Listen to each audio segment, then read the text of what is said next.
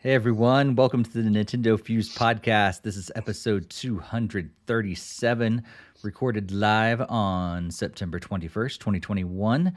My name is Steve, and of course, I am not here alone. Today, we are joined by our illustrious co hosts, Barry and Greg. Barry, how's it been going?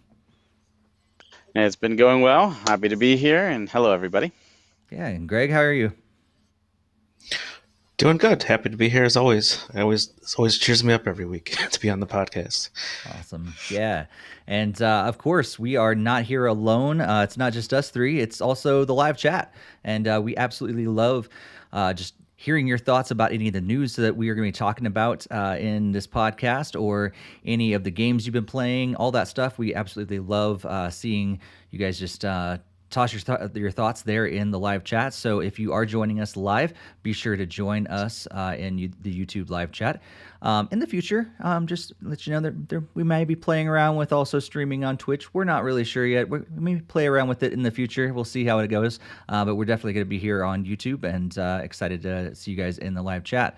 We're going to be talking about a lot of things tonight. Some stuff like maybe potentially rumors around new Switch controller, maybe that that Nintendo Direct that we keep talking about that might happen. Who knows? We're also going to talk about the THQ's 10th anniversary show, their first show they ever did, but also their 10th anniversary, and a new Switch firmware update that added several things, including one long time thing that they probably should have had at the very beginning of the Switch, and lots of other headlines that we're going to be hitting. But before we jump into any of that, we just want to remind you to subscribe, hit that bell on YouTube, and share this with other Nintendo fans, other video game fans out there that you think would enjoy this kind of content. We would absolutely love to see you guys do that. We also want to encourage you to follow us on social media at NintendoFuse on Twitter, Instagram, and Facebook.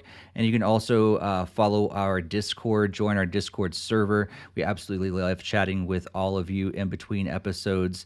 And you'll see the link on the screen and also in the show notes and the YouTube description as well. So absolutely love just chatting with you, and those are some different ways to do it in between the podcast episodes. See a couple people chatting already in the live chat. Jakester is here like pretty much every time, so thanks, Jakester, for tuning in and joining us in the chat. As far as programming, we pretty much go every 2 weeks. We record this podcast, so if you have not joined in live, you should join us.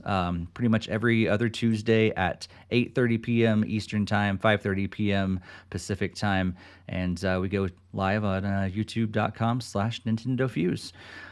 With all that out of the way, let's talk about what we have been playing lately. Barry, how about you kick us off? All right. My list hasn't been as long as last time. There's a reason for that. But the main reason that I'll get to. But for first, let's go with the Switch. Barely doing Animal Crossing. I could almost take it off the list. Just to log in, see if any new seasonal items, and log out. Like there's nothing pulling me in right now, which is sad. They're just letting that game die. But a game that's not dying, and they're doing a very good job at keeping new content, is Pokemon Unite.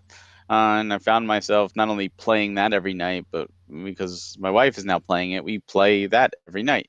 We make it a point to at least spend 30 minutes a night just gaming together, which is great because it's bonding time.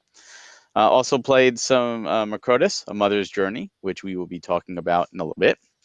I did boot up the Super Nintendo Online app, which we had talked about in the last podcast, and played 2 games on it, believe it or not. I went back and played Demon's Crest, one of my all-time favorite SNES games. Just love it. It's challenging and so much easier with the save state, but just a Capcom classic. And also played some Mario's Picross, which never came here, so it's a Super Famicom title. And weird seeing Mario and Wario and everybody, talk to me in Japanese. I have no idea what they're saying, but I love Picross, so it's great to at least get to play it. At least that part is understandable and easy enough to enjoy. And then to top it all off, 2 big Switch games came out, so I had to play them. WarioWare Get It Together, and played that, and promptly beat the story mode, including the post game, and unlocked all of the mini games within a couple hours. Like I feel like it went, went by way too quickly. And there's some other modes like multiplayer modes, but being that I was playing by myself, I was like, I'm not gonna mess with these. So maybe if friends come over post pandemic or whatever. But I mean, it was fun. It was short but fun. And then Cruise and Blast. Talk about an excellent game that came, announced out of nowhere and then came out, and it just so much fun. I've already played through and beat everything on easy, got all the keys, played the arcade and got all the keys, so I unlocked all the cars. And I should say cars in quotes because there's a lot of bonus vehicles, if you want to call them that. It's crazy and insane and a lot of fun and plays so well and is just awesome on the Switch. And if you like racing games, if you've enjoyed the previous cruising games, it really harkens back to the N64 era. Not only the N64 cruising games, but like Beetle Adventure Racing and the San Francisco Rush games. Like it has that. Like there's some clipping. There's some times where like you can just go so fast and be in the air that you like go past boundaries you're not supposed to and just like clip right through things and like they're invisible and you don't even care. It's like, this is just part of the charm at this point. Like I don't care. Like it's just blast. No pun intended. And I highly recommend it. But the main reason there hasn't been a lot of games is because on the PS5 side, I was playing Tales of Arise. I've been waiting for that game for so long. Big Tales of fan. And that game did not disappoint. That is an amazing game. I really came close to platinum trophying it. And it was just so much fun and such a good JRPG. And I would love to see the Switch get it. I don't think the Switch can handle it, but it looks like a painting, like you're playing through a painting. So definitely recommend that game. That was awesome. And then on the PC side, still playing Final Fantasy 14. Not as much right now. I'm just waiting for Endwalker. And on the mobile side, Dragalia Lost has its 3-year anniversary coming up, so I'm very much still playing Dragalia Lost and Mario Kart Tour. Still enjoying that and playing that every day too. Nice. I'm glad to hear about Cruise and Blast because I think I told you last time. I was like, I'm gonna wait. I'm gonna to see what you think about it first because it's one of those games. Fantastic. I'm like, ugh. So that's good to hear. Really good to hear. And there's like I beat everything on easy, but there's also normal, hard, and extreme. So like you can play through all the courses multiple times in multiple difficulties. But I will say there's only probably around 6 to 8 courses, maybe. The arcade only had 5, but then all the other courses are like other versions of. So like there might be like a safari, like a standard real world safari, like in Africa, and then there's another version with like wild animals running all over, and then another one where the animals are dinosaurs, and then another one where there's like a tornado happening during it. So but they also change different parts of it and change the path. So you feel like, oh, I played this part of the track before, but then it becomes different enough. So it's worth it. I Cool. definitely think it's worth the price. Cool. A little surprising to hear that the WarioWare game didn't take you that very long to beat either. That's kind of surprising. No.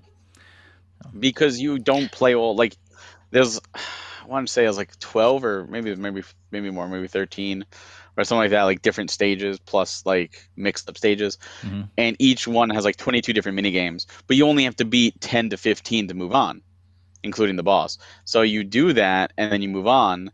So it's very, very, quick. But then if you want to unlock all the stages, you have to go back and replay. And one of them took me about 30 to 40 minutes just to get that final mini game to show up. And it's all RNG. So, you could go in and play that same thing and get that as your first mini game, or it could be your last, like mine. So Gotcha. There's a lot of RNG. And there's missions. There's other things I didn't do. There's missions and stuff in the game that I just didn't bother with. Okay. So there is other things. There's coins that you can get to customize your characters if you really want Ashley in different outfits or Wario in different outfits. Like you can do that. And there's like a daily online mode that those outfits will help on. I didn't do any of that. So there is other content that I chose not to do that you might want to do. Okay. But yeah, Gotcha. Just beware. It is short. Gotcha. Jakester looks like he's been playing Fire Emblem 3 Houses, finished Black Eagles, and starting on Golden Deer. He's playing Ni no Kuni, Wrath of the White Witch, Tetris 99 to get the Wario theme, and billiard game from the eShop. Jared says he's been playing Ace Attorney Chronicles and trying to get into Wario.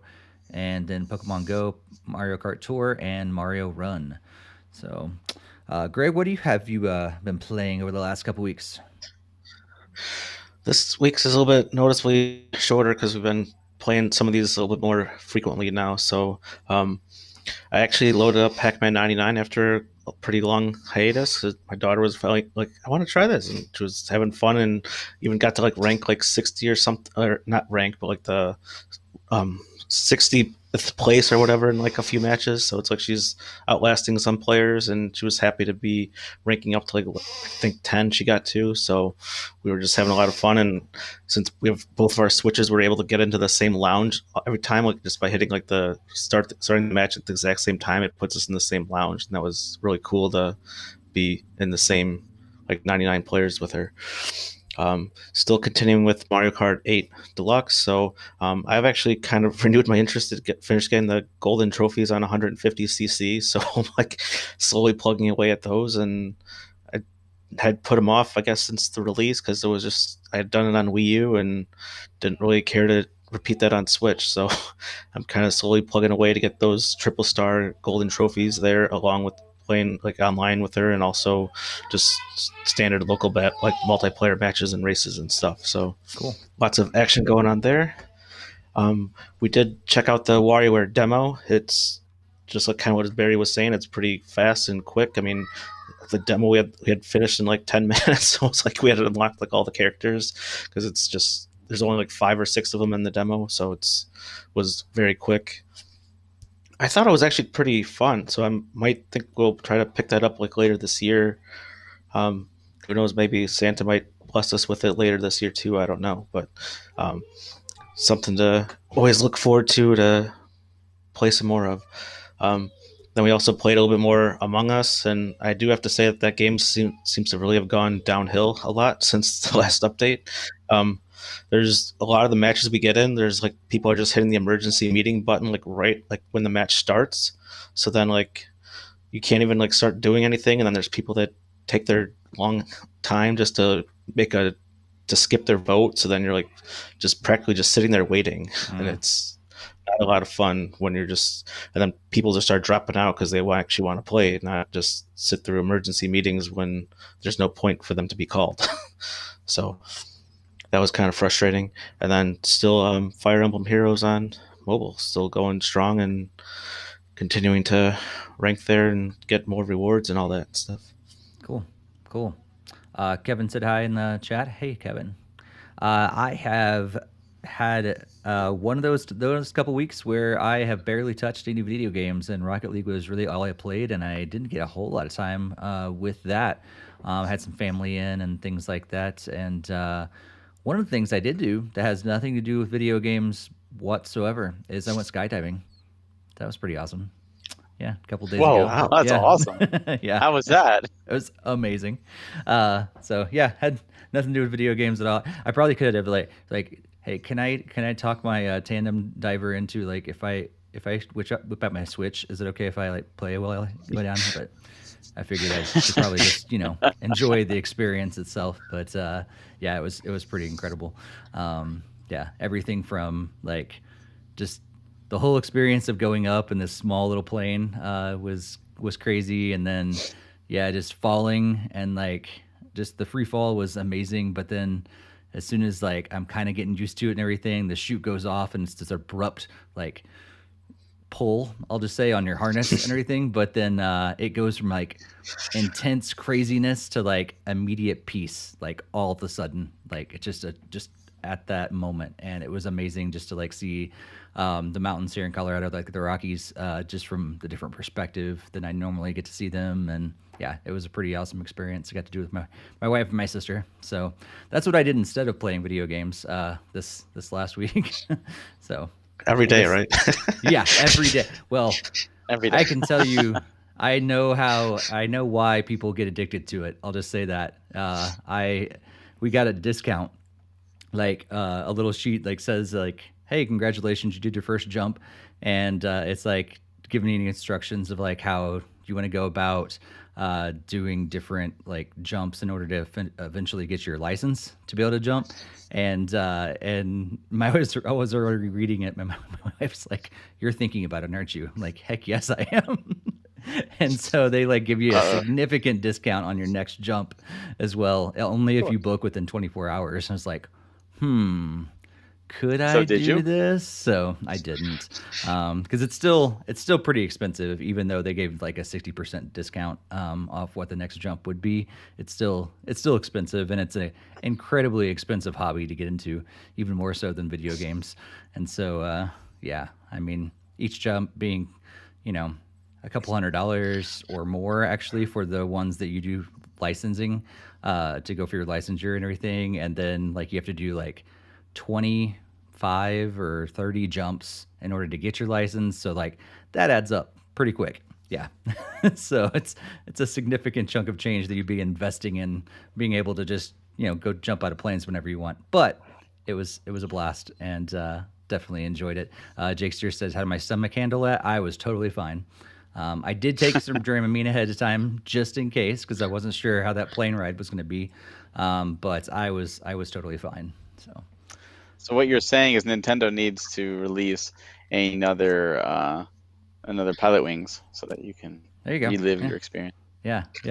Actually, while I haven't skydived, there is, at least there was, I don't know if it's still there, but probably is. There was a free game put out by I think the U.S. Army on PlayStation VR that allowed you to skydive, and I did that, and that was a lot of fun. That's cool. Because you're sitting in VR and you're using the move controllers to be right and left, like you're pulling down on the chute when you pull, and it's like Pilot Wings in the sense of trying to land, and that was way better than I expected, especially for free. So cool. If that would be a definitely cheaper way for you to get that same kind of thrill or similar kind of thrill. Yeah, that's true. You just need to like the wind in my hair and everything like that. I used a fan. Yeah, I had a fan on totally. to help. See, here I was going to go. You can also hit up Wii Sports Resort, because you can actually do the skydiving game at the very intro, and you can hold all the hands with all the different Miis and stuff. Yeah, we didn't get to do that. So. Although I think my sister actually gave a high five to the person that was shooting the video. That was kind of cool. I did not get any close to anybody at all, but she got to give a high five to him, so that was kind of cool. Well, let's get back to talk about video games. So lots of different stuff going on, lots of different news that we're going to discuss tonight. But before we get into any of that, we got a game to review. So I'm going to hand it over to Barry and Greg to talk about this game they're going to review on for this episode of the podcast. Sure. So the game that we're going to be talking about today is Macrotis, A Mother's Journey. And this was released July 15th of 2021, so very recently. Developed by East Asia Soft and Proud Dinosaurs, and published by East Asia Soft.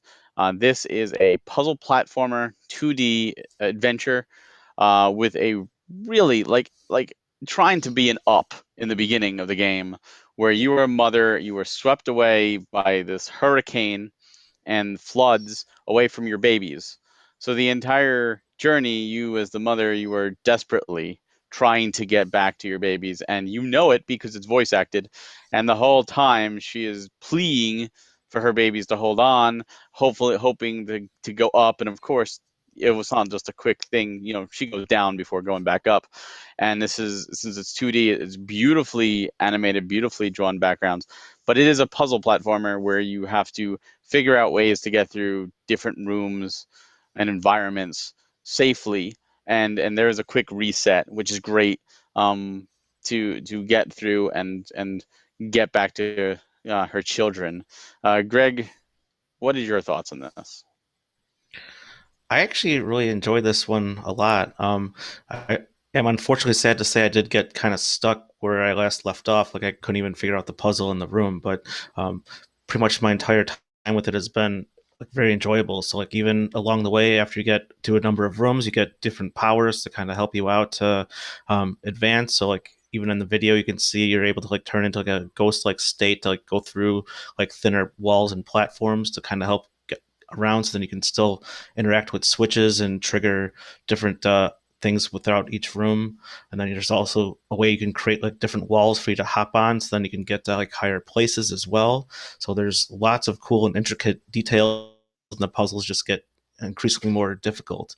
One of my favorite ones is where you have to like start like a turtle swimming across the river, and then you're like kind of like rapidly racing it while your like main body form is kind of resting on it, and you have to like cut down all these ropes to release rocks into the water, so then like they don't like the turtle doesn't crash or get stopped by it at all. So that was actually really fun to go through that, and took me several tries to do it, but I eventually was able to do it, and that was a lot of fun there. um, I would definitely like recommend this kind of game as well, because it's just very well drawn and everything like that Barry was already saying too. So I really like the art style, and even like the soundtrack just to listen to was pretty good too. Yeah, I echo that. I'm not a big fan of puzzle platformers. I just prefer the platforming part, or a puzzle game part. But I did find myself getting engrossed, and I think that's a lot of reason is for the story. Just I wanted to do what I could to help this mother. Like I felt for her. I'm like, no, I want you to get reunited with your children, and I think to me the voice acting is really what got it, because you felt the desperation in her pleas and her disappointments when you thought, oh yeah, this is it. Oh no, it's not it. We're going back down. We're new puzzle room. I found the puzzles to be quite good, quite challenging. And the difficulty spike was well done. I did not complete it. I did get to a point where I also did get stuck, and it just ran out of time. But it gripped me more than I expected it to, because it's not a genre that I normally would play. But it is absolutely gorgeous, and if you do enjoy puzzle platformers, there's a lot to like here. And I definitely echo those thoughts. I mean, I had a blast playing it, and I did feel like the emotions of the mother, and it was really great voice acting, even with the spiritual guy that you eventually meet along the way too. Like everything was so greatly done and well written.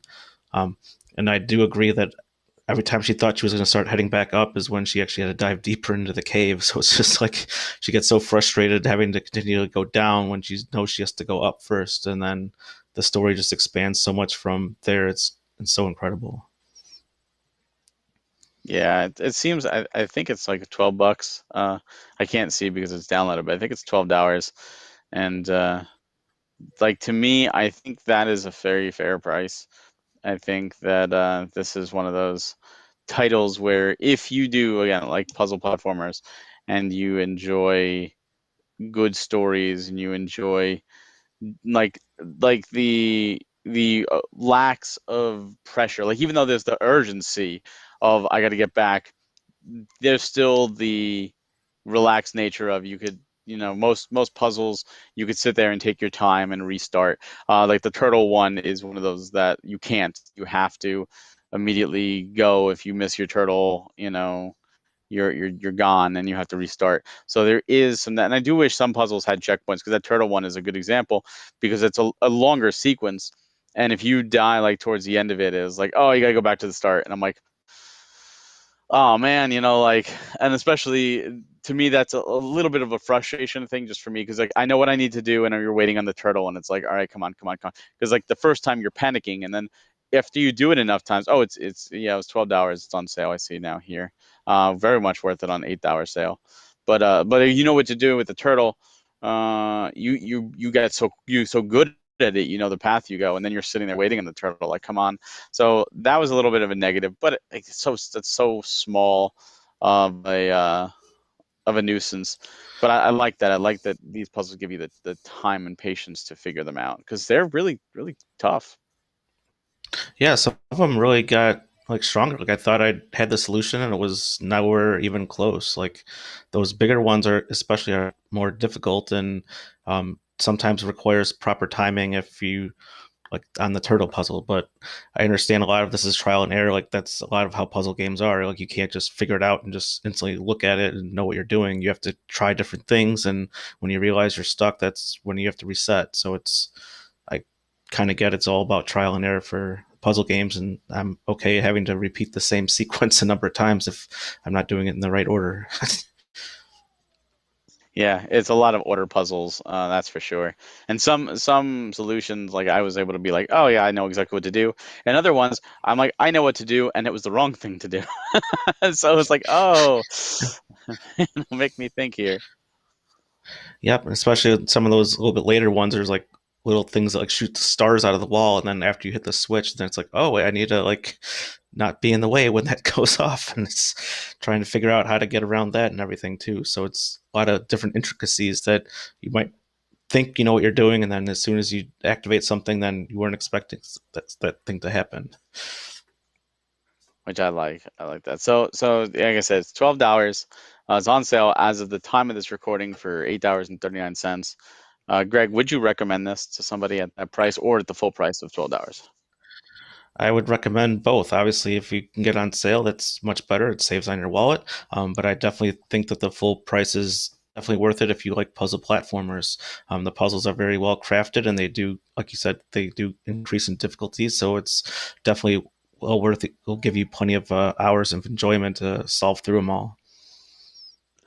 Yeah, I'm gonna echo that. I think even at the full price of $12, I think it's a good sweet spot. If puzzle platformers are your jam, absolutely. The graphics, the music, the sound effects, the story, it's gripping enough. And as a child, if we grew up in the '80s, we grew up with American Tail.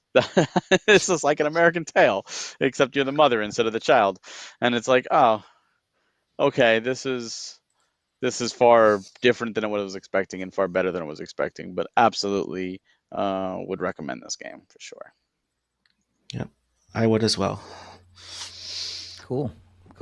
That's awesome. You're convincing me to check it out, so that's good. That's good. You can be joining us on whole this game point. chat, Steve. I know. I need Yeah. to stop skydiving and actually play some video games. Oh man. Steve. Yeah, Kevin says, "What a classic." Now I'm sold. Yeah, you compare it to American Tail. That a lot of people. Well, it is. I mean, the animation you can see in the trailer is very much like that style of animation. Yeah, It is really, really cool. we really need just a remade game of American Tail. That'd be great. That would be great. Well, let's move on to some news. And Greg, supposedly there's this direct coming out, maybe Switch controller. What is going on here? Fill us in on what's going on with this, all these rumors, and we can discuss this. Shed some light on it.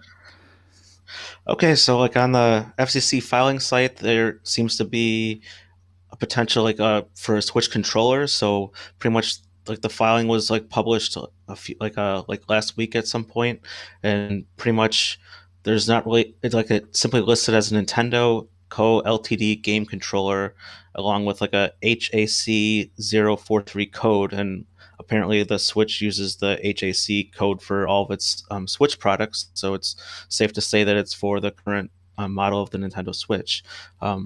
Obviously, this isn't too surprising, but there are like standard controllers with the Joy-Cons and the Pro Controller, but I guess what else could be coming out? I mean, it could be, if we're doing like that Game Boy Online thing, they might have like a Game Boy shaped controller or N64 controller if it's expanding that way, because they did the special editions for Super Nintendo and the NES.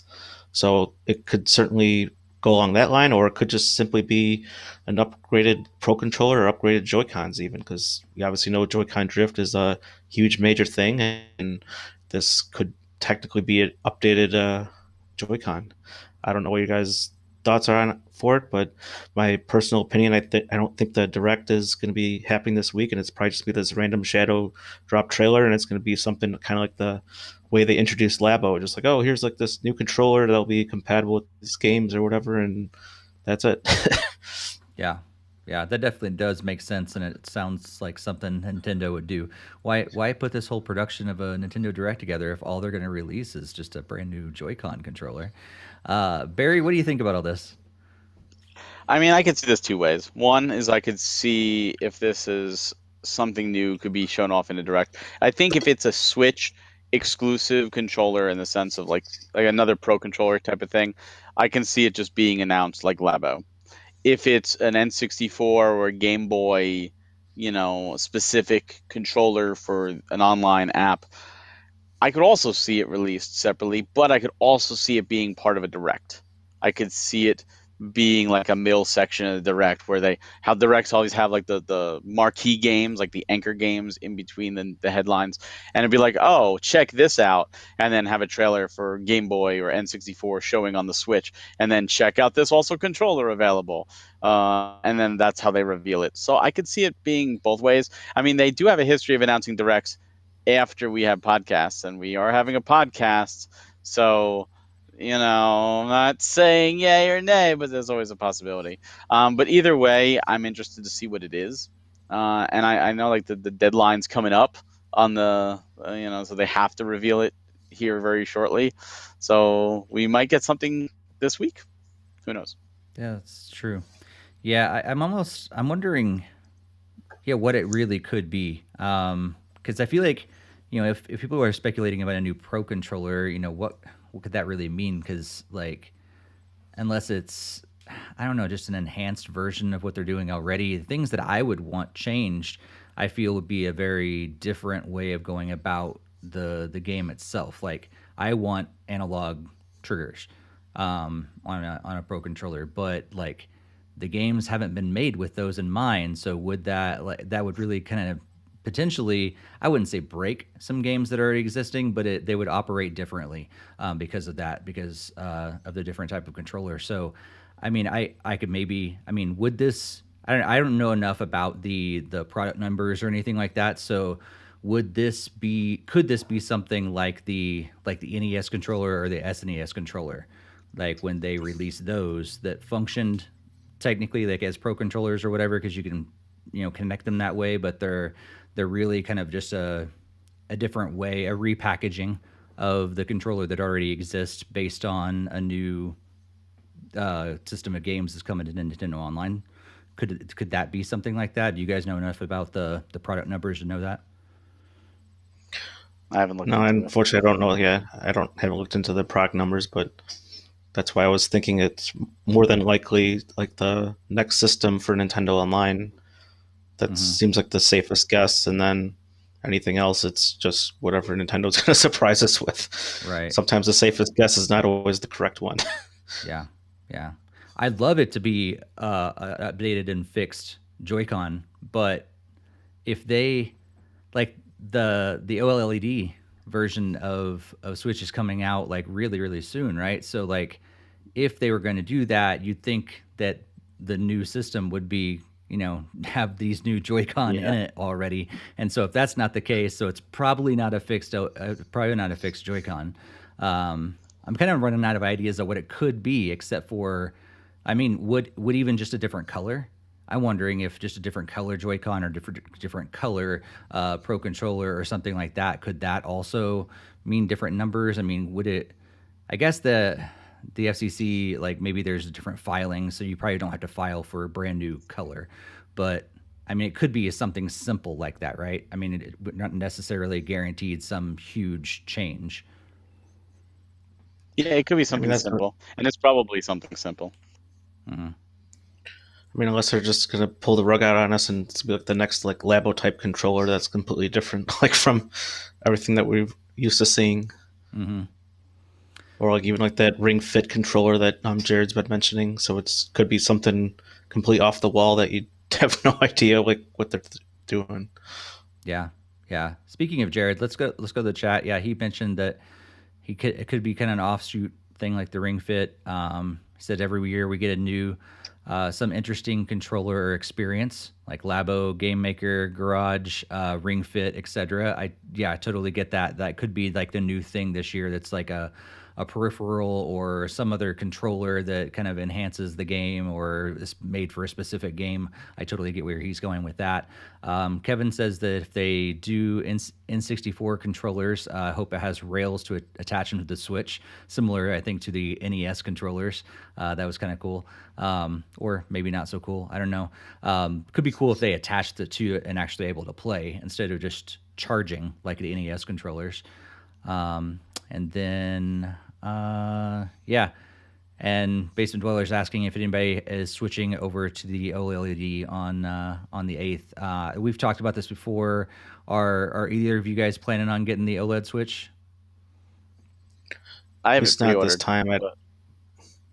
Not this time, I don't Greg, but think it's- Barry's I don't, pre-ordering. yeah, I don't know if it's worth the upgrade, but I have it. Yeah, the I'm first not Switch sure if accessory. I'll bust into it yet, but I do have it pre-ordered, so I'll see. Nice. My wife is still making fun of me for it.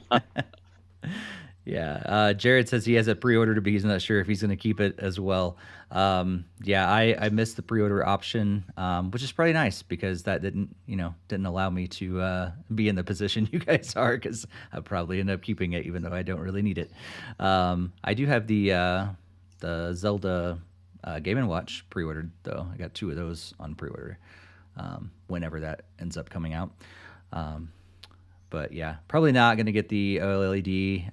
But depending on what this controller ends up being, we'll see if I end up getting it or not. But yeah, you guys think, are we actually going to see a Nintendo Direct for the next podcast? What do you think? There's been rumors of this September one for a while, and we are in the last couple weeks of September. So, Greg, do you think it's going to happen? If it is going to be, it's probably more than likely next week. As I think I was saying on our Discord, I feel like they really announce them on like Tuesday morning at like whatever 9 a.m.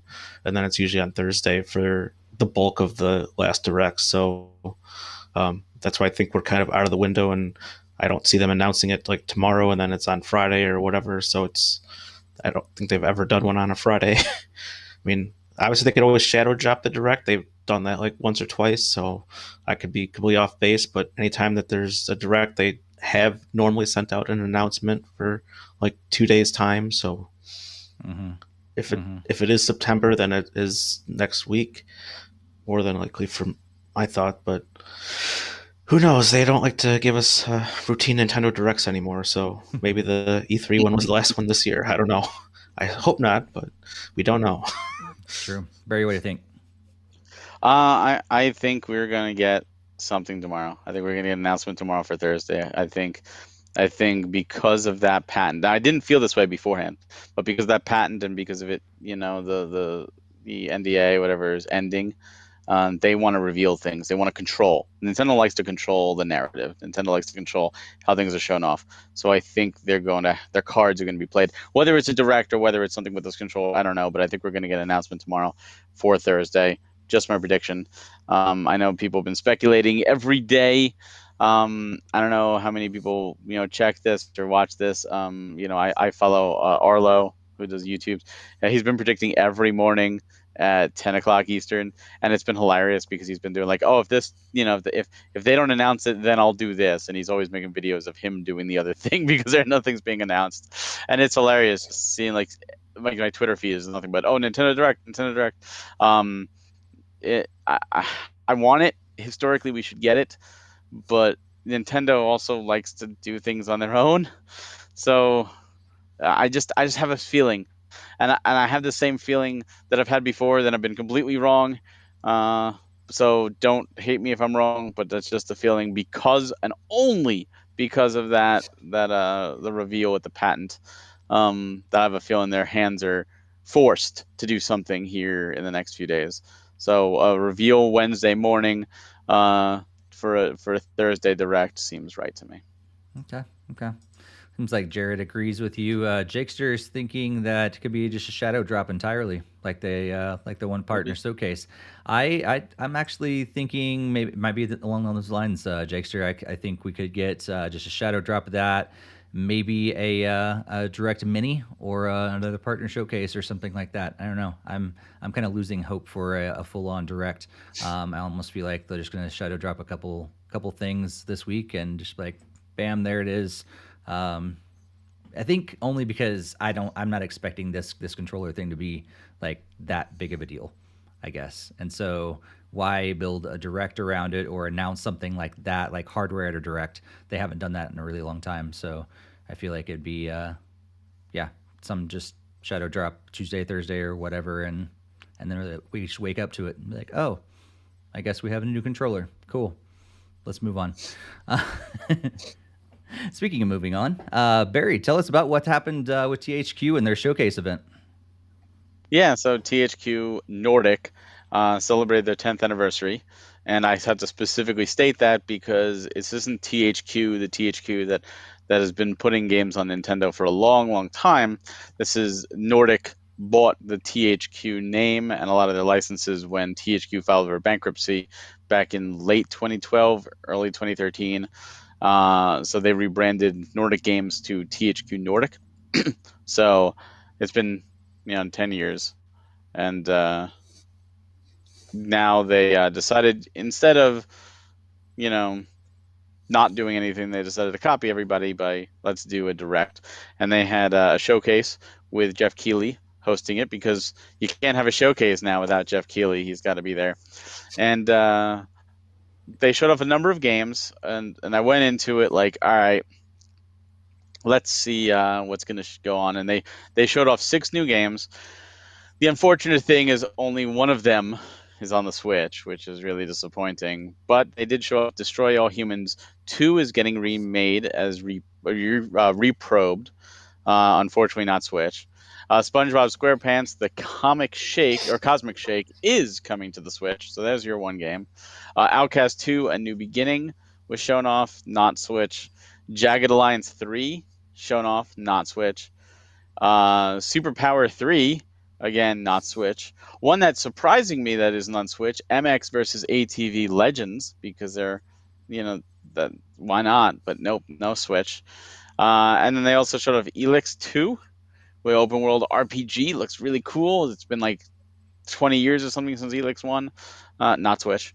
And Expeditions Rome is also not on the Switch. So only one Switch thing. They did end, however, saying that they had like 20-something other games in development that they haven't shown off right now, and they aren't showing off right now.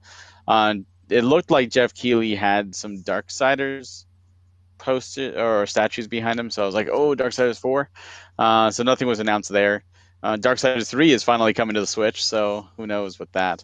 But overall, it was a very, I feel, slower paced showcase, and I think it's because they spent so much time on each game.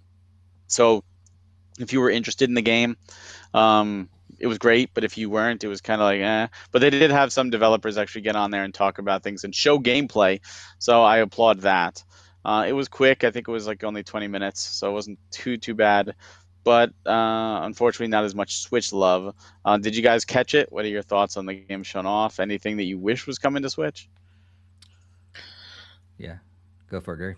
I had attempted to watch it, and I got stuck like partway through because it was just not really entertaining me much, and a lot of these games don't pique my interest. So unfortunately for them, I haven't really played too many of the THQ games that have been on Nintendo systems in the past. So it's unfortunately a lot of the stuff just was kind of passed for me for the time being. So I mean, who knows? Maybe I'll find trailers down the line and look into them further, but I couldn't even really make it to the presentation because a lot of it just wasn't really grabbing my attention.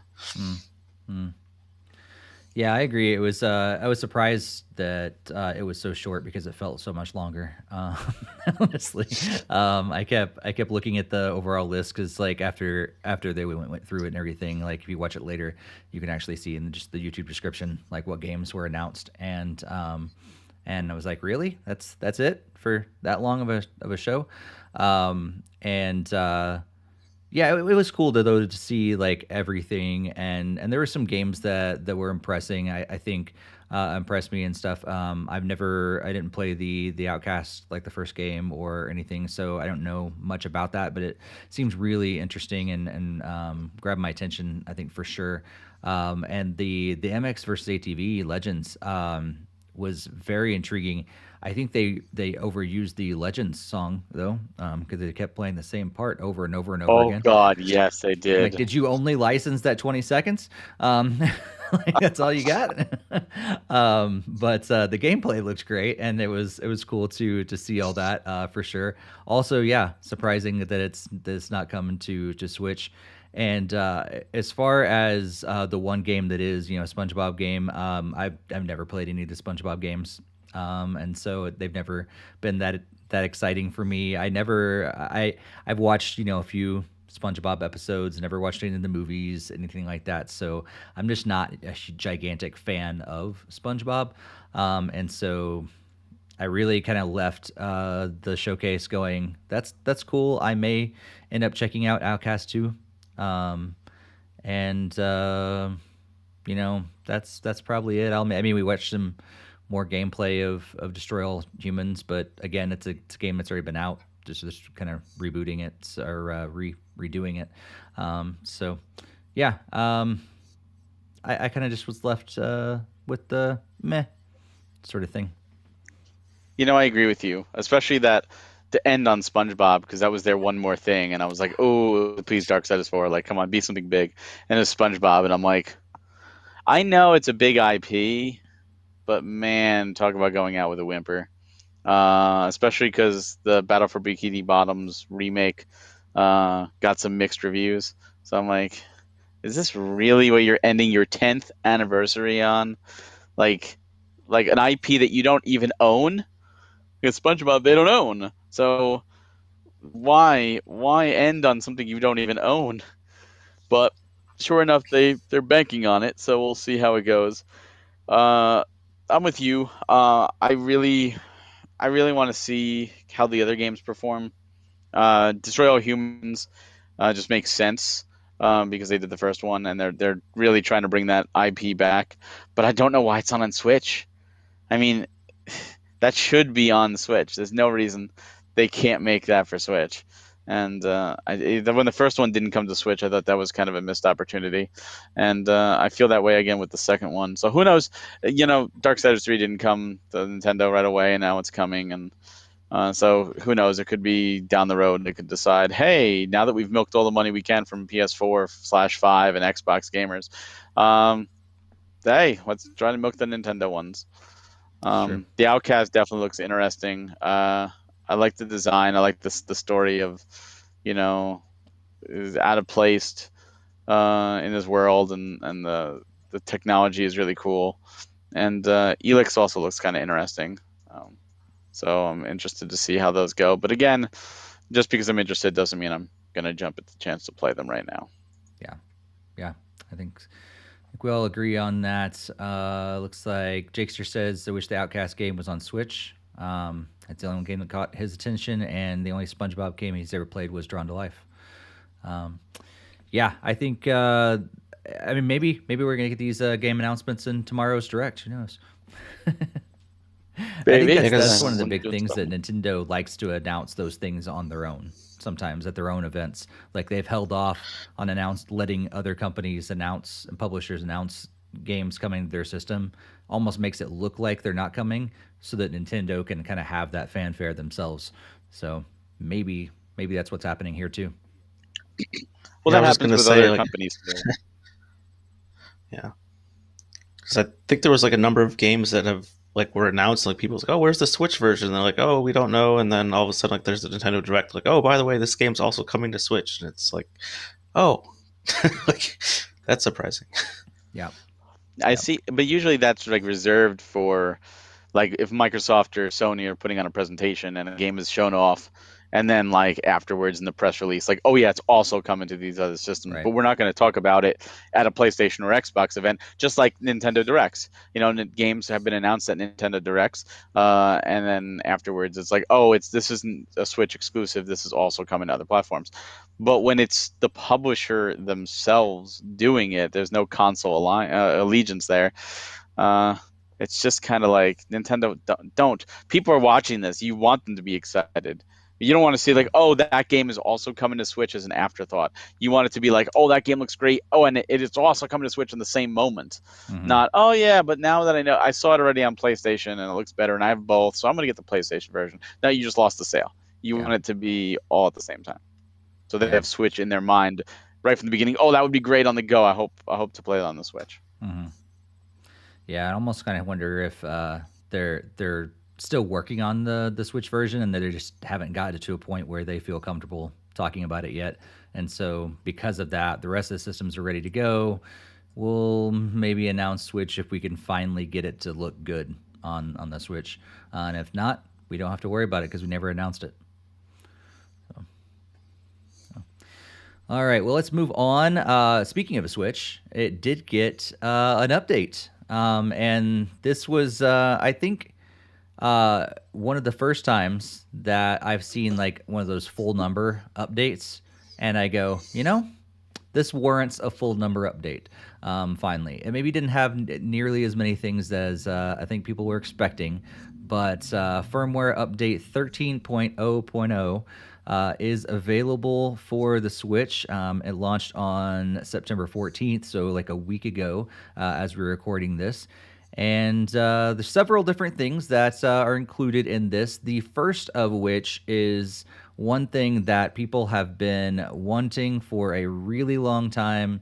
Even other companies have made their own devices so that you can actually get this specific thing, and that is Bluetooth audio support was added for output only. That is for the Nintendo Switch. So now you can connect your headphones, earbuds, speakers, other audio devices that have outputs only to your Nintendo Switch. So that's pretty exciting for a lot of people out there like myself who travel. I travel now with try to travel with wireless headsets, and sometimes I get on the airplane and I realize, oh man, I forgot I can't connect this to my Switch. And then I'm either forced to play with no audio at all, which is kind of a pain, or try to turn it up really soft and maybe annoy my people that are around me. So now you can actually connect your headphones directly up to the Switch.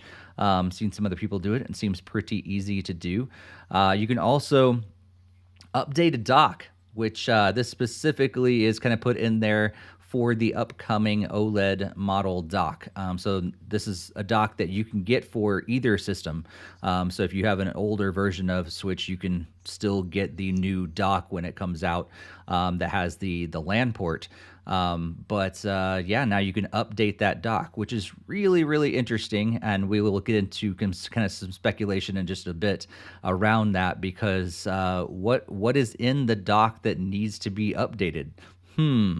So we'll get into some speculation about that, but you can update the dock. Also, you can turn on an added sleep mode setting, which is maintain internet connection in sleep mode. So when this setting is enabled, systems with wired internet connections will maintain internet connection even within sleep mode, instead of just kind of talking every once in a while to periodically to the internet. It kind of gets a constant internet signal from while it's in sleep mode.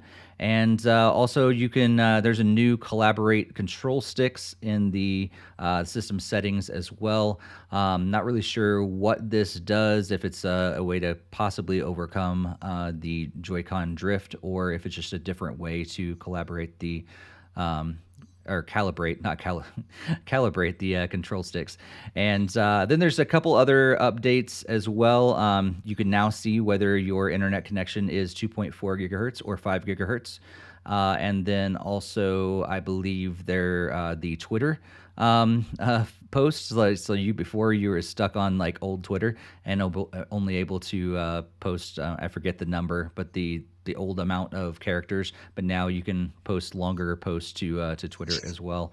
I think there maybe was a couple other like small little things, but those are the big ones that everybody's talking about, and the stuff that was available on Nintendo's support page. So what do you guys think of this update just in general? And then we can kind of maybe speculate a little bit about the LAN port and anything else there. So Barry, what do you think about this update?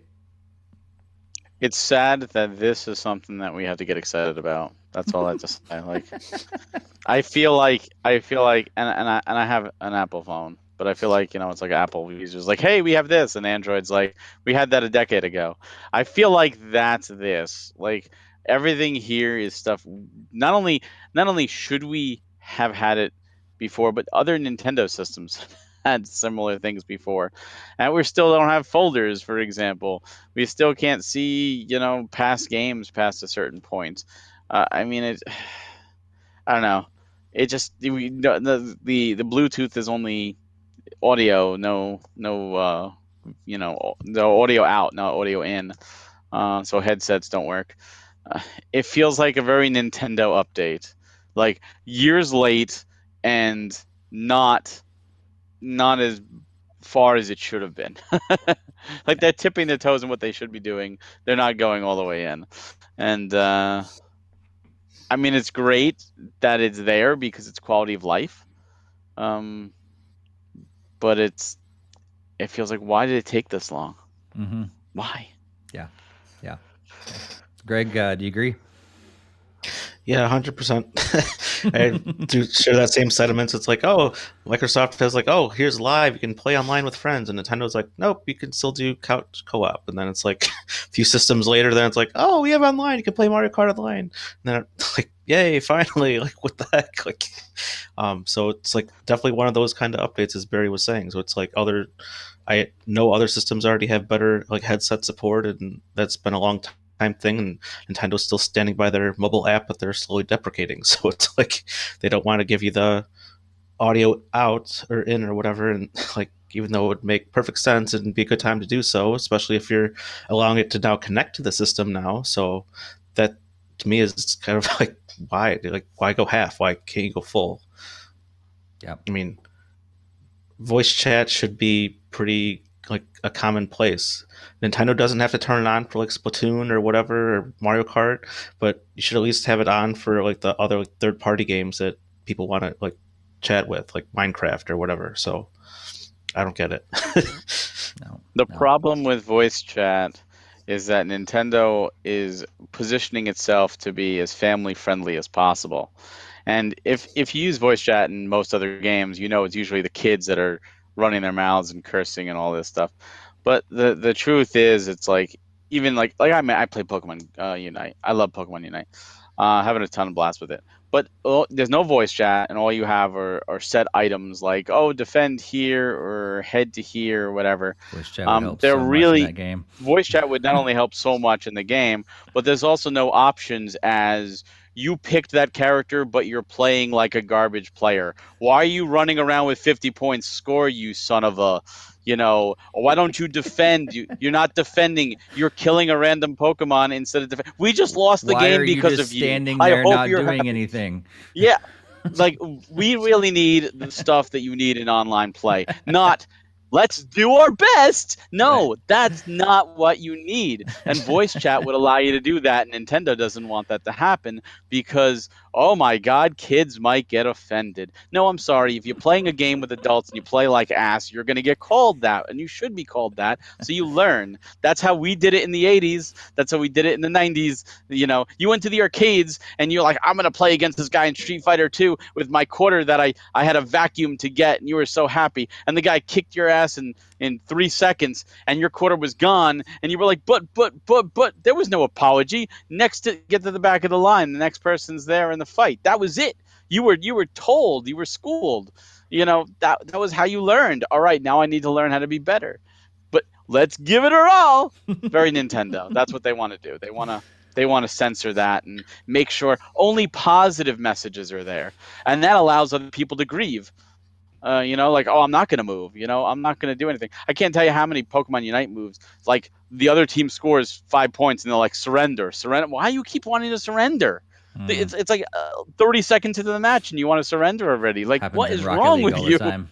And then they're like, no, I'm not going to do anything. So then they stand there for 9 minutes. And it's like, why? Why don't you play the game? Yep.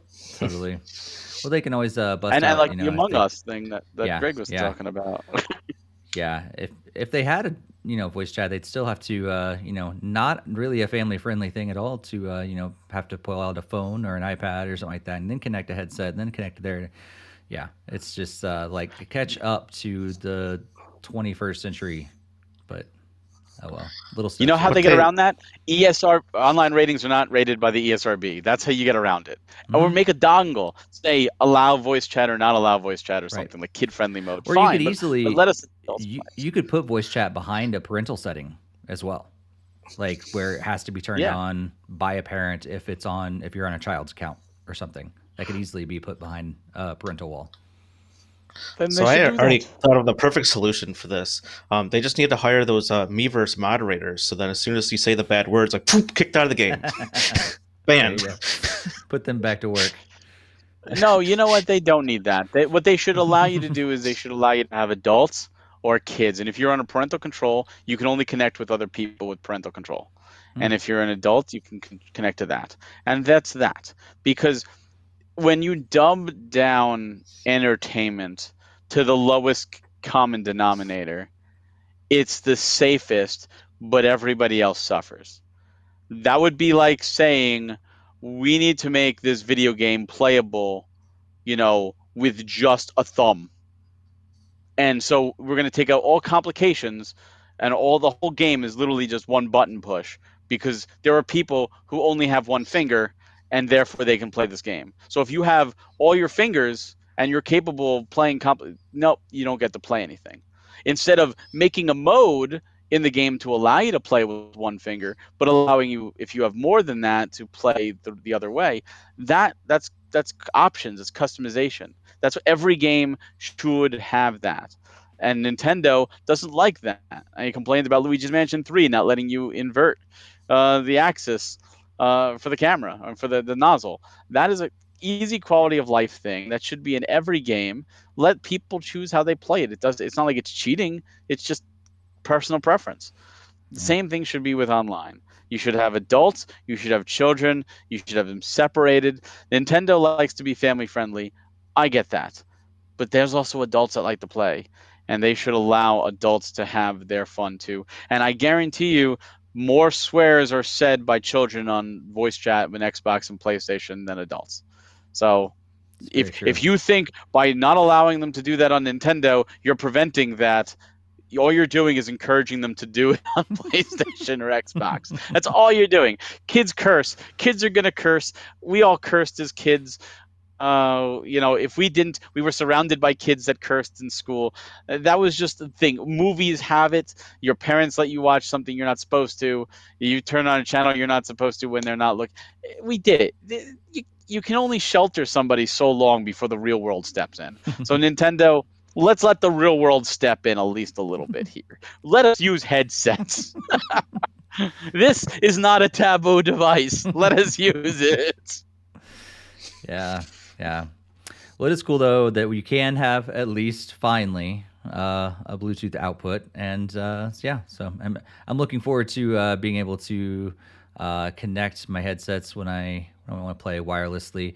I think the only downside is I need some headsets that I can easily switch back and forth between multiple devices. So I'm going to my phone and then switch it over without having to reconnect. So I got to figure out that because I've only been able to do it for my Apple devices. So I got to figure out like, can I switch it over to Switch and everything? So one of the things that I want to do to speculate just a little bit before we move on to some headlines and kind of head near the end of today's episode is this element about updating dock was added to the system settings. And I know there's been a lot of speculation already. People are kind of like, what does this mean? I thought it'd be cool to just chat about that here on this episode. Now that the dock that is coming out with the OLED system with a LAN port in there can be updated. What could this mean? Does it mean that, oh, hey, actually LAN adapters need to be updated every once in a while, and so that's why you can update that? Or is there something else that possibly could be in this dock that could be updated for better performance later on, or, better resolution or something like that? I don't know. Greg, what do you think first? I mean, my immediate guess obviously is for the LAN port, because I believe those need to be updated from time to time as like internet gets stronger and all those kinds of things. But I also can see Nintendo being able to like unlock it to make it like more 4K resolution or whatever. Like I forgot. Like it's.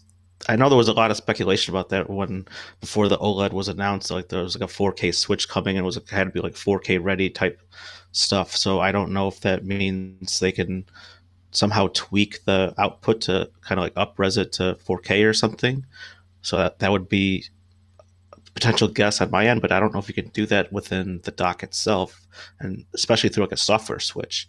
So I guess when people finally can dissect the dock, then we'll would know more for sure. But that's definitely very intriguing to see, and I don't think they can really do too much else with the dock outside of modifying the resolution or like the upgrade the LAN port. Yeah. Yeah, it's not really like Nintendo to put better hardware in something that you may be able to unlock later. We've seen that before, like Apple's done that with a couple things than their iPhones, where they'll put like higher end hardware in there that the rest of the industry is not ready for, and then in a future update, it is actually updated to be able to use that hardware to its full advantage. And computers do this and things like that, but Nintendo's typically not that kind of, at least it doesn't seem like they're that forward thinking, and at least in those directions. So, I mean, personally, I feel like it could be just something that, it is a LAN port maybe needs to be updated every once in a while to keep up to speed with what's going on the internet. Maybe they can update the USB ports as well, possibly, or maybe there's ways to like fix if there's like connection issues within HDMI or something, and they can issue bug fixes, maybe. But I feel like that's the kind of thing that it could be, is like bug fixes and minor enhancements over time. Barry, do you see it going any other way? I think speculation on the point of that is completely fruitless and a waste of time. Because if it was in any other company, I would say the sky's the limit. But this is Nintendo. Anything you speculate, you're going to get your hope shattered. Anything you dream of it being, don't dream. It's not going to happen. This is Nintendo. It's going to be something like, oh, we've just updated for better internet. But can we do 4K? No. Can we upgrade to faster speeds and frame rates? No. Any update performance? Why would we do that? No. We just make sure that the internet's a little bit better. So instead of 2 frames a second, we're going to give you 2.5. You're welcome. Nothing. Nothing's going to come from it. Nothing going to speculate because they have nothing else to speculate on right now. Nintendo's too secretive. They've wanted a 4K. Got the Switch OLED, which the only update was adding LAN support. If they were going to add 4K, they would have done it then as a selling point. They didn't then. They're not going to just be like, oh, random update. Now that dock goes up to 4K with that upgradable LAN. Like, no, it's not happening. I will gladly be wrong. Prove me wrong, Nintendo. But it's not happening. Don't get your hopes up. You're only in for disaster. I really want you to be wrong as well, but you're most likely right. I know. Barry's always the voice of reason. Want you to be wrong. Oh boy! I don't know if I can keep your expectations in check, because as soon as it's like, oh, they can do all these things. No, they don't do any of those things. You don't. This is Nintendo. They have a proven track record of doing nothing that we want them to do and everything that we're not expecting them to do. And then in 10 years, they'll finally catch up and maybe do half of those things. So, I mean, it's like you can update the controllers, but it's like, what are they really updating in the controllers? I mean, 4K output. Really quite get how. Well, that'd be like an input, because you're actually using it for an input device. There we go. Well, I guess we'll find out in just a few days, because it's going to be out pretty soon. So maybe I think we just come out on October 4th. Is that right? Or I thought it was the same day as Dread on 8th. And the 8th. Okay, so right after the next podcast. It's the week of October 4th. That's what I was thinking. So right after the next podcast is when we'll be able to talk about it, and I guess maybe by that time might have some early hands on and be able to see what it doesn't do. All right, we'll move on to some headlines. Greg, kick us off and let us know what's going on in the world of Pokemon Unite.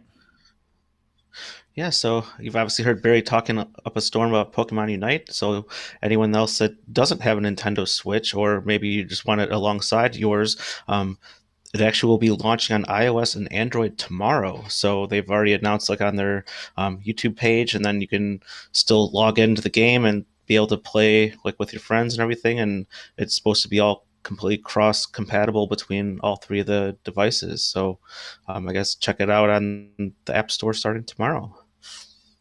Cool. There's also a few other updates in coming as well, like Battle Pass Galactic Ghost begins.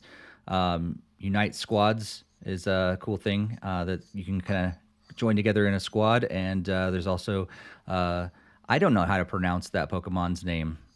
I'm sure Zero Era. That one. That one was right? a bonus free. Yeah, it was a login bonus for early adapters to the Switch version. So they're bringing it back for the mobile version. So if you started on mobile, you didn't have a Switch, you don't miss out. Fun fact: you could actually download the game right now. I got my notifications from pre-ordering it, so you can actually download it on your iOS as the time of this recording. Nice. So yeah, going forward. With another great game and a great update, Monster Hunter. Going over to the Monster Hunter Rise, there is a new event coming this Friday, the 24th, with another collaboration between Capcom's current biggest franchise with Monster Hunter and their supposed mascot, often forgotten about, franchise called Mega Man, where you will be able to get Palamute armor to transform your Palamute into Rush. And Rush comes with special moves like Rush Jet and Rush Coil. Looks really great. If I played Rise, I would totally be into that because I love Mega Man. However, if you are a Rise player, whether you like Mega Man or not, you might want to check out this collaboration, which comes out this Friday. Nice. Those of you that are fans of, or maybe be interested in Story of Seasons, Pioneers of Olive Town, right now, starting on September 22nd through September 28th. If you are a Nintendo Online subscriber, you can get the game for a free trial. So every once in a while, I do these online offers for people that are online subscribers, in addition to the other benefits you get for the being a subscriber, which is not really a whole lot, but every once in a while you get free game trials. And Story of Seasons, Pioneers of Olive Town is one of those you could be able to play for a week. And if you like it, you can download it up to until October 4th for 10% off of its regular price. So if you've been thinking about it, now is the time to check it out. And if you like it, buy it for 10% off. Well, that brings us to the end of our news. Before we jump into what we're going to be playing and discussing over the next couple weeks, want to just remind you all to subscribe if you have not done so yet. Subscribe on your favorite podcast app. Also here on YouTube, hit that subscribe button, hit that bell to be alerted for about every new every new video that we post. It'd be cool if we came out with games, but that is not what we do. And so every new video we post, every time we go live, hit that bell to be alerted right here on YouTube. And be sure to also follow us on social media at NintendoFuse on Twitter, Instagram, and Facebook. And also, if you have not done so yet, jump in our Discord server and chat about games and media and nerd stuff and a bunch of other things right there in our Discord. We absolutely love chatting with you all and growing this community. So let's talk about what's coming up over the next couple weeks. Our next podcast is going to be recorded on October 5th. So again, join us live. But until then, we've got a few games coming out over the next couple weeks.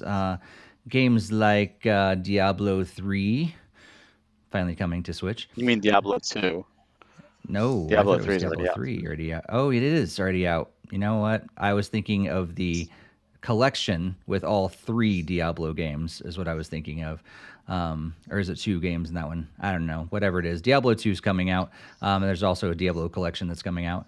Melty Blood, Type Lumina is coming out. Austria Ascending is probably what it is. Coming out. Hot Wheels Unleashed.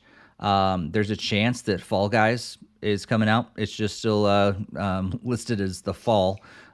So it may be coming out sometime soon. It's like kind of right in that list of the rest of the games that's coming out over the next couple weeks. And then we got FIFA 22 Legacy Edition, the game that I'm so excited for, Legacy Edition. Super Monkey Ball Banana Mania. And also another game that's been getting a lot of press recently is Nickelodeon All-Star Brawl is coming out in a couple of weeks as well. So what are you guys looking forward to playing? Maybe it's one of these games, or maybe it's continuing on some games you've been playing, or maybe hitting that backlog over the next couple of weeks. Barry, let's go to you first. Of the new games, Austria Ascending and Monkey Ball for sure are up there.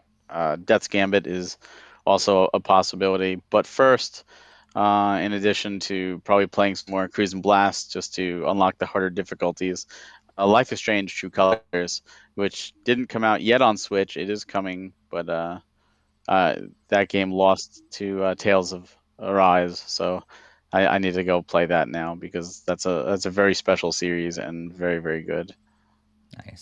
Nice. Greg, how about you? Yeah, nothing really stuck out to me on this time around, and there's still plenty of games that I have left to play, and including like Immortals Phoenix Rising that I would hope to nominate later this year for Game of the Year. So it's like there's still tons on my backlog that I still need to get through, and I've even told Jakester I still need to play Three Houses some more, even though I love Fire Emblem in general. So probably nothing this time around, and I know once Metroid Dread comes out, that's going to be stealing all my attention anyway. So nice. And Dread comes out on the 8th. Is that like the same day as the OLED Switch, right?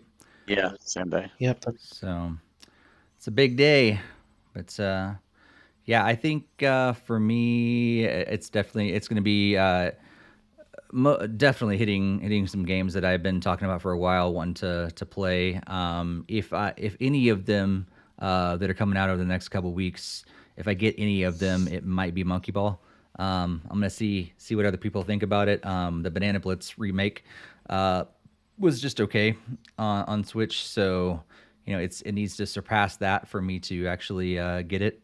I know it has some potential there, but I want to make sure that it actually is good. So I'm gonna kind of maybe hold off on that for a little bit, and maybe jump on some older games. I am intrigued by All-Star Brawl, the Nickelodeon All-Star Brawl. It looks like a pretty good Smash Brothers clone with a lot of cool Nickelodeon characters. The fact that you can play as the Ninja Turtles, that just grabs me right away. So I might end up, we'll see. Because I also play Smash so much less than I used to. So even though it's exciting, I'm like, do I want another Smash game? Even though I barely touch the Smash game I have right now, just because it'd be cool to play with some of these characters. And if I do get it, maybe it'd be fun to have on a different system, since I can only play Smash on Switch. Maybe it'd be fun to play on a different system. We'll see. Hot Wheels Unleashed is interesting. I don't think I realized that game was coming out. And so I may look into it, but again, yeah, there's a lot of games that it's cool. They're, games that are coming out. Again, I've ridden this awful thing about FIFA games anyhow already. So, if it was a new FIFA game, maybe I'd actually play it, but not the Legacy Edition. So let's be honest here, Steve. You talk about games that you want to play, and all you're going to do is Rocket League and Skydive. So, yeah, it'd be great if I went skydiving again. Like every week, we're like, sorry guys, can't play video games. I'm still skydiving. Went 5 times this last week. Sorry. Recorded live the podcast, and you're like in the middle of a jump. Be awesome. Do a podcast from from the plane. That would from be a the very air. short podcast. It's true. It's true. Gyro Tiger in there is saying that he likes the reviews that made on that series. Oh, he's going back. Sorry, He's missed the other one. Sakura Swim Club. You passed on the scroll, made by the same company. So yeah, he's a big fan. He's of that talking one. about the Succubus series that I've been reviewing on the podcast. Oh, okay, cool. And then he's intrigued by how Kakarot Kakarot, is that her? Okay. Will perform on the Switch. He's played it on PS4 and loved it as well. So, yeah, I think that's interesting because it does seem like a lot of those games, like we talked about earlier, with the THQ Nordic announcements, are now coming over to Switch months later, years later. I'm interested to see how a lot of these perform as well. Not only perform on the Switch, but how the sales perform. Like, will it be worth it for them to continue doing that or not? But let's see. I think that's pretty much it from the chat and pretty much it from us tonight. Thank you all for tuning in once again to the NintendoFuse Podcast.